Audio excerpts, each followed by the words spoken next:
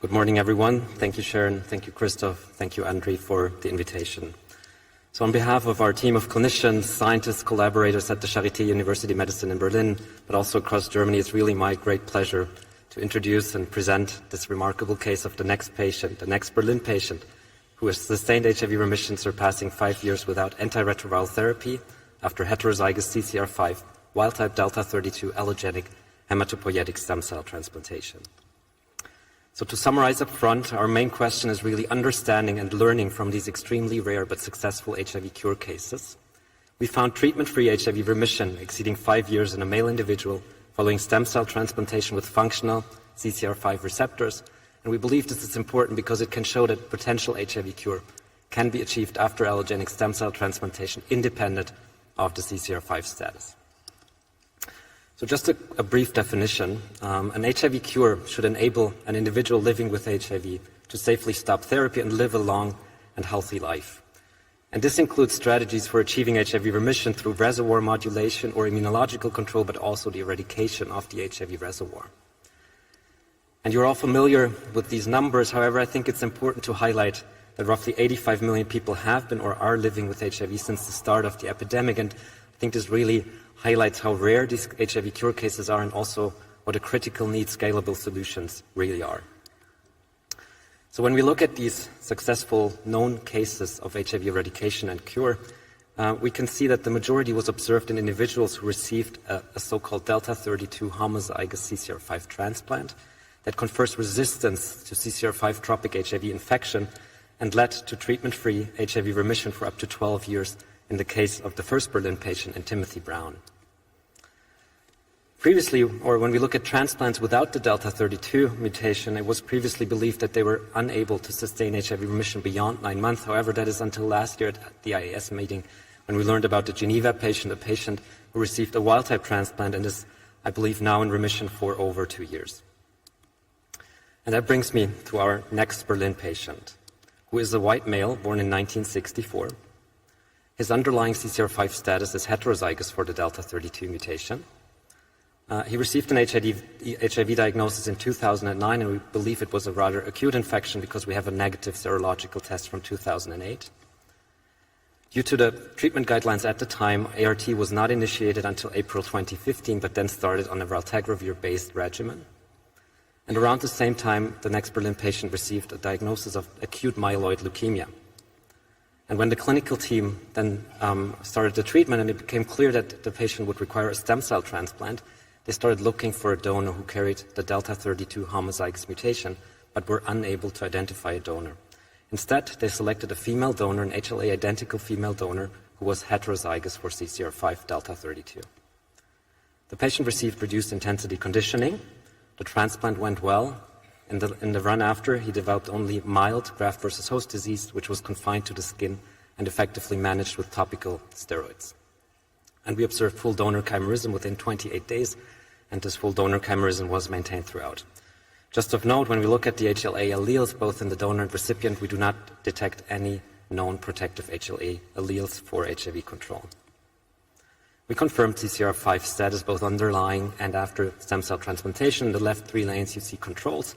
And then in the 2 after, you see somatic cells, fingernail, hair follicle showing the underlying heterozygosity. And then in the right one, we see the genotype heterozygous for delta-32 after stem cell transplantation.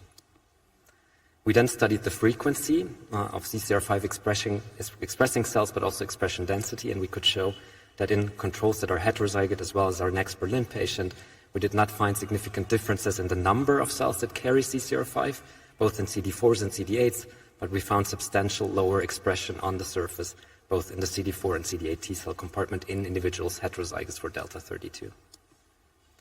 When we look at the clinical course, you see the viral loads here in the black curve. We had the opportunity to study a viremic sample from 2014 and perform 3-loop sequencing, and then we were able to confirm CCR5 tropism in our individual, the next Berlin patient. And now when we look at the real long follow-up until very recently, you can see that in April 2015, the patient initiated ART. The viral loads dropped below levels of detection, so you see a flat line, and when in September 2018, the patient decided to stop taking his antiretroviral therapy, we can see that this line stays flat, and we do not see any viral load measurements in plasma until very recently, earlier this month, early July. We did not detect any viral load in plasma. We performed therapeutic drug monitoring, and we were readily able to detect raltegravir levels in the time of treatment. However, we were unable to detect ARVs before our treatment period and after. We were very interested, of course, in studying the HIV reservoir in our next Berlin patient. You can imagine when we look at this timeline, we unfortunately did not have good access to cellular samples from around the time of the transplantation. However, we found in a deep freezer somewhere in the university hospital a sample of genomic DNA from a Buffy code sample from prior to the stem cell transplantation, and we were readily able to detect total HIV DNA and a reservoir size of 1.78 log copies out of 1 million cells, which is neither extremely high but also not extremely low when we compare it to people living with HIV. Since 23, we then systematically performed HIV reservoir testing, and since we were unable to find any signs of HIV DNA, both in peripheral blood but also intestinal biopsies from ileum and duodenum, and also in viral outgrowth assays, after stimulation, we did not detect any signs of viral activity. We performed and looked at HIV-specific T-cell responses and cytokine secretion assays, and we readily detected CMV and EBV-specific T-cell responses. However, we did not detect HIV-specific T-cell responses after antigen stimulation with HIV proteins. We confirmed high HIV-specific antibody binding prior to the stem cell transplantation against envelope proteins and also trimeric proteins, but then after stem cell transplantation saw a continuous decline in antibody binding titers.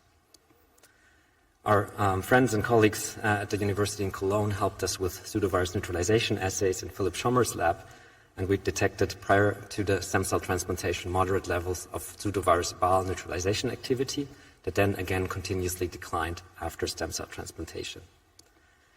Henning Gruhl was also able to recover a patient-derived plasma HIV envelope from a viremic sample in 2009, and we were able to produce autologous pseudovirus for neutralization testing. And that showed us two things. So first of all, nothing funky was going on. The pseudovirus was indeed infectious.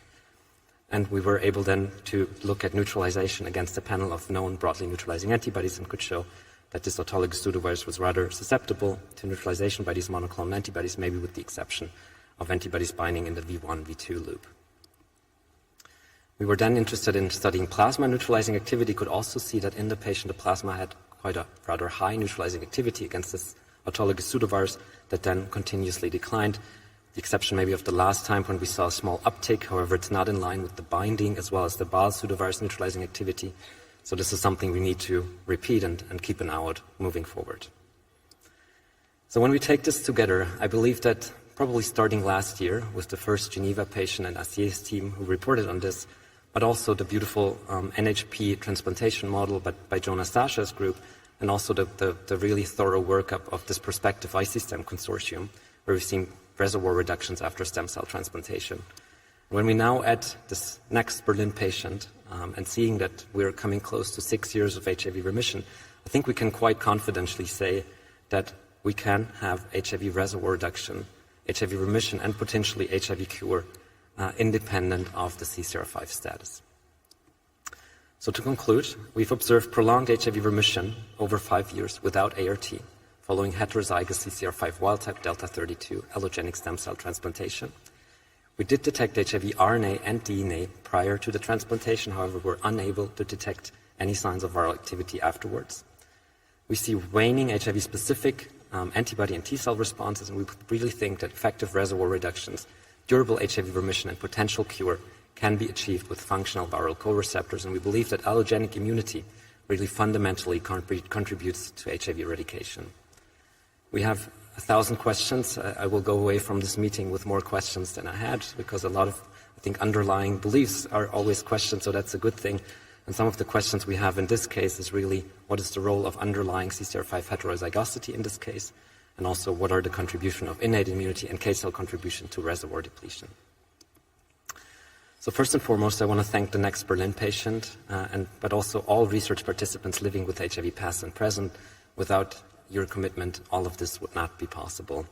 I want to thank Samad Kaur at the Charité, who's a fabulous physician scientist who really drove a lot of the workup of this case, Christina Allers. We want to thank Martin Obermeier and his team, our collaborators in Cologne, and personally I want to thank my lab and our funders who also helped immensely to make this work possible.